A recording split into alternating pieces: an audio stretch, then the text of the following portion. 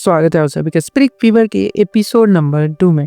Episode 2 की शुरुआत हान से होती है, जो कि स्कूल से जा रहा होता है। तभी सेजिन इसको मिलती है और इससे माफ़ी मांगने लगी, क्योंकि क्लास में इसने बोल दिया था कि हान के माता-पिता कहाँ हैं और वो लोग यहाँ पर क्यों नहीं आते हैं।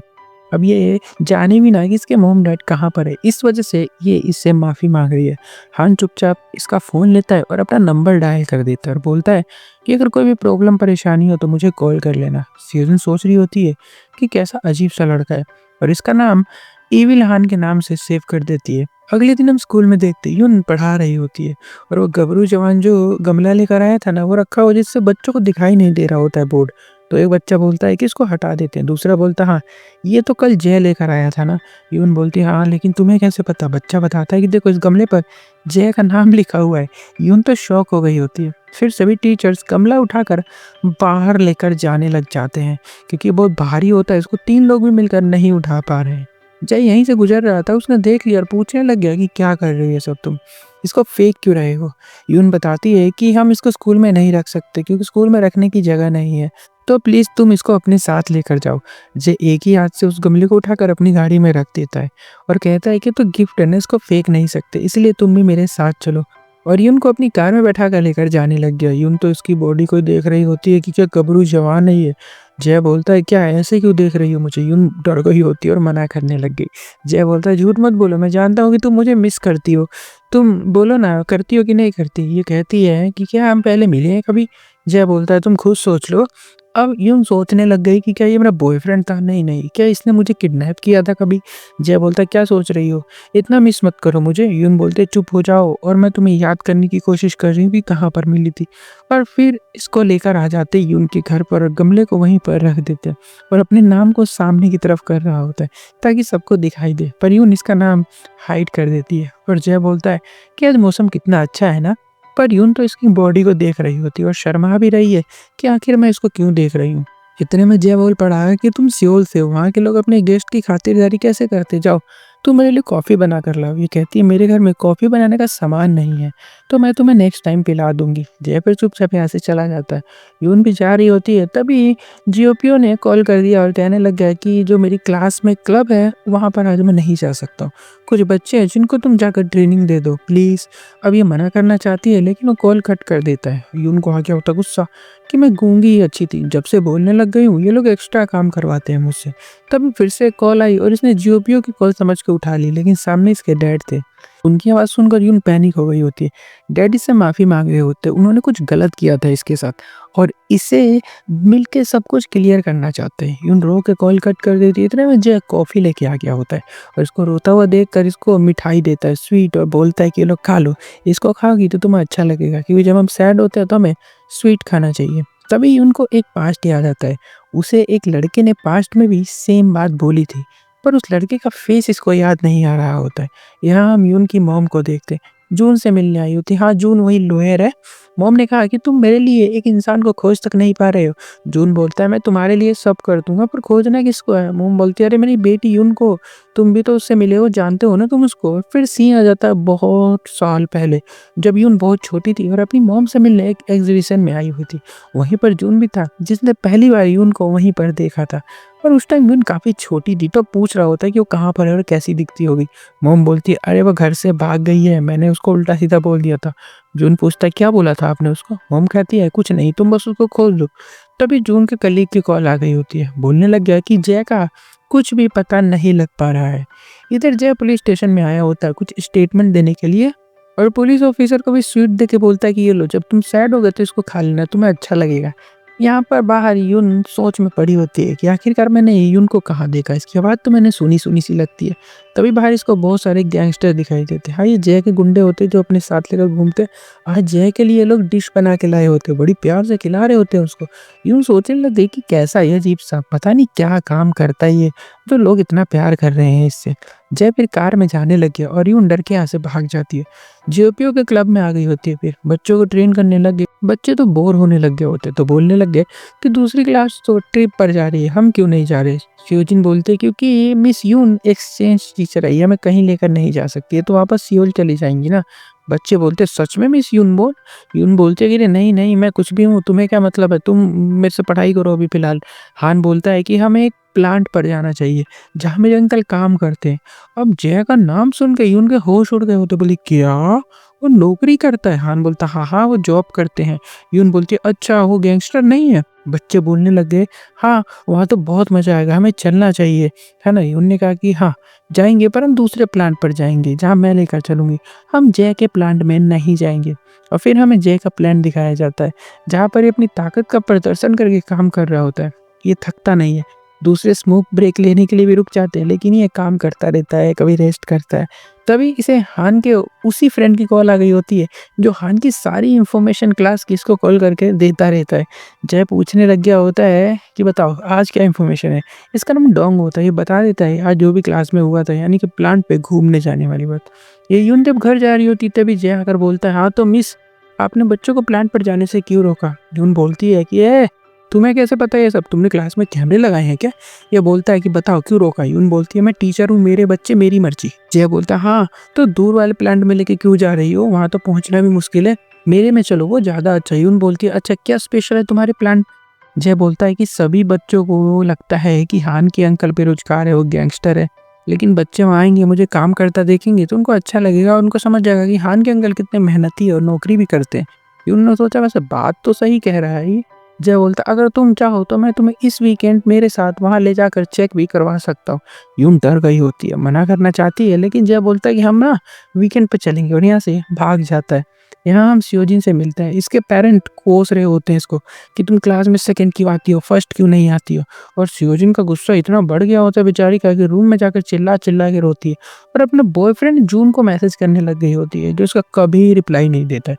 बोल रही होती है कि इस वीकेंड मैं तुम्हारे घर पर रुकना चाहती हूँ, मैं आऊंगी तुम्हारे पास, प्लीज मुझे रख लेना।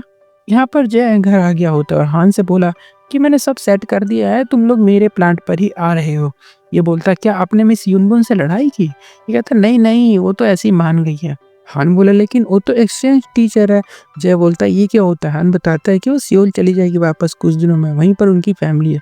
जय सोचने लगे कि हाँ उस दिन रो तो रही थी ये, हो सकता है अपनी फैमिली को मिस कर रही होगी। और यहाँ पर हम यून को देखते हैं, वीकेंड आ गया होता है और ये उसके गमले को देखकर सोच रही होती है कि मेरा मन है, जो मेरा मन करेगा मैं वो करूंगी। फिलहाल तो मुझे ना स्माइल करनी है और ना ही मस्ती करनी है। अब वीकेंड भी आ गया था तो जय आ गया होता प्लांट पर इसको लेकर जाने के लिए। यून बोलती है कि हान कहाँ पर है? हान भी कार में आया होता है क्योंकि इसका जाना भी वहाँ जरूरी है, पीछे बैठा होता है, इसलिए यून को जय के साथ बैठना पड़ता, मजबूरी में आगे। जय बोलता है तुम फ्यूनरल में थोड़ी जा रही हो जो हमेशा काले कपड़े पहनकर घूमती रहती है। यून बोलती है अच्छा तो तुम मेरे कपड़ों के बारे में बोला, खुद को देखा कैसे हीरो बन के घूमते रहते हो पूरे दिन। तभी हान को सियोजिन का मैसेज आ गया होता है। अब उसने पता नहीं क्या बोला इसको, ये कार से उतर कर बड़ी तेजी से भाग जाता है। अब ये दोनों अकेले बचे होते हैं, अब क्या करेंगे, उसके बिना प्लान पर नहीं जाना इन्हें। तो जय बोलता है यहाँ पे एक हाइकिंग की लोकेशन है तो हमें वहां चलना चाहिए। यून बोलते कि नहीं नहीं मुझे शोर शराबे वाली जगह पसंद है तो हम वहां चलेंगे।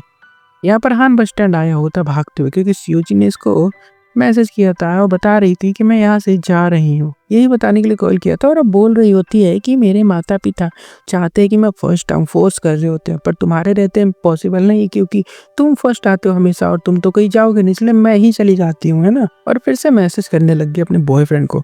हान बोलता है ये है कौन लड़का जिसको तुम मैसेज करती रहती हो? सियोजिन बोलती है ये मुझसे प्यार करता है, मुझ पर भरोसा करता है, इकलौता आदमी यही है जो मेरे सेकंड आने पर भी हैप्पी रहता है, मुझे कभी जज नहीं करता। और बस में घुस गई होती है और हान भी इसके पीछे पीछे बस में घुस जाता है। यहाँ जय उनको एक रेस्टोरेंट में लाया होता है लंच करवाने, और ये वही रेस्टोरेंट होता है डेंजरस वाला जहाँ की ओनर बहुत गंदी गंदी गालियाँ देती है और आज भी कोस रही होती है पूरी तरह से ही उनको। फिर दोनों खाना खाने लग गए होते हैं। ये तो खाना नहीं चाहता लेकिन यून कहती खा लो खा लो, पकड़ जबरदस्ती इसको खिलाती है। फिर पूछती है कि तुम उस दिन पुलिस स्टेशन में क्यों गए थे? और फिर जय बताता है एक रात को एक घर के बाहर एक कार खड़ी थी तो इसने कार उठाकर साइड में कर दी थी, तो कार वाली फैमिली ने पुलिस कंप्लेंट करती थी इसकी। पर जय तो एम्बुलेंस को रास्ता देने के लिए गली को खाली कर रहा था, भलाई का काम कर रहा था ना। यून बोली अच्छा अच्छा ठीक है, अब ये बताओ कि टीचर जीओपीओ के हाथ पर एक कट लगा हुआ है तो वो तुमने मारा था उनको? जय फिर से स्टोरी बताता है और ये फर्स्ट एपिसोड वाला सीन होता है। जीओपीओ एंड इनके फ्रेंड्स एक जगह पर बैठकर कार्ड्स खेल रहे थे, गंदी चीजें कर रहे थे। जय को गुस्सा आ गया, बोला कि टीचर होकर ऐसा गंदा काम करते हो, शर्म नहीं आती। और बस यहाँ से भागते हुए जीओपीओ को चोट लग गई थी। फिर खाकर यून जाने लग गई, तभी इसने देखा कि जय के फेस पर एलर्जी हो गई होती है और अब जय दवाई खा रहा होता है। इसका हमेशा खाए, ठीक हो जाएगा जल्दी। यून ने कहा कि तुमने क्यों खाया जब तुम्हें पता था कि तुम्हें एलर्जी है उससे? जय बोलता है ताकि तुम अकेला फील ना करो। फिर इन उसको दवाई लगाती है और जय काँपने लग गया होता है, उठ जाता है, इसके शरीर में ना करंट दौड़ने लग गया होता है। जिस पे बैठी होती है ना उस बेंच के ऊपर, उसको उठा के ऊपर-नीचे करने लग गया होता है। मानो पहली बार किसी लड़की ने टच किया होता है इसको। इसकी एनर्जी आ गई होती है सारी की सारी। फिर शांत हो गया और बोलता है कि आगे से मुझे छूना मत। तभी हान की कॉल आ गई होती है जो उसको लेने बुला रहा होता है। यून बोलती है मैं भी चलूँगी, कहाँ पर है वो? जय बोलता है सियोल में। और अब सियोल का नाम सुन के यून पास्ट में चली गई होती है और हम देखते हैं कि सियोल के स्कूल में ये बहुत अच्छी टीचर हुआ करती थी, बहुत सुंदर सी, पॉपुलर सी, जैसा कि हमें पता है, ये देखा था हमने पहले। पेरेंट्स टीचर मीटिंग के दौरान सभी पेरेंट्स से हैंडशेक कर रही थी। वहीं पर एक आदमी आया होता है कि स्टूडेंट का पिता था ये, बूढ़ा था वैसे तो। और ये आदमी थोड़ा गलत था, मतलब बहुत ही ज़्यादा गलत था। इसने क्या किया था कि घर जाने के बाद ना ये गंदे-गंदे मैसेज करने लग गया था यून को कि तुम कौन-सा परफ्यूम लगाती हो? तुम्हारा ऐसा जुनून नहीं उतर रहा मेरे सर से, पता नहीं बला-बला बकवास कर रहा था ये। और ऊपर से मिलने के लिए भी बुला रहा था, गलत काम करने के लिए। और उसी आदमी की वाइफ़ ने आकर यून को क्लास में थप्पड़ मारा था। मैंने कहा था ना अमीर दिख रही है वो कपड़ों से, हाँ, इसी की औरत थी वो। और ये उस हादसे के बाद यून की पूरी लाइफ़ पलट गई थी। तभी बच्चे इसको कैरेक्टरलेस समझने लग गए थे जो अमीर आदमियों को फँसाती है। और बोल रहे थे कि कितनी गंदी है ये, हम तो इसको अच्छी समझते थे। और यून ये सब सोच के रोने लग गई होती है और अब ये भी सियोल जाना चाहती है। और हमें भी समझ आता है कि इसके साथ सियोल में आखिरकार हुआ क्या था। यहाँ पर सियोजिन भाग रही होती है और हान इसके पीछे-पीछे घूम रहा होता है। इसको डाँटते कि जाओ यहाँ से, क्यों पड़े हो मेरे पीछे, छोड़ दो मुझे। हान बोलता है अच्छा ठीक है, चलो मेरे साथ पहले लंच कर लो फिर भाग जाना। और ऐसे ही दोनों को बैठे-बैठे शाम हो गई होती है। सियोजिन बताती है कि मैं फर्स्ट आकर सियोल यूनिवर्सिटी में एडमिशन लेना चाहती हूँ, पर तुम फर्स्ट आते हो जबकि तुम्हें तो यूनिवर्सिटी में जाना ही नहीं है। हान बोलता है ये बताओ माँ-बाप के साथ रहना कैसा होता है, कैसा लगता है? सियोजिन बोलती है बहुत बुरा होता है माँ-बाप के साथ रहना।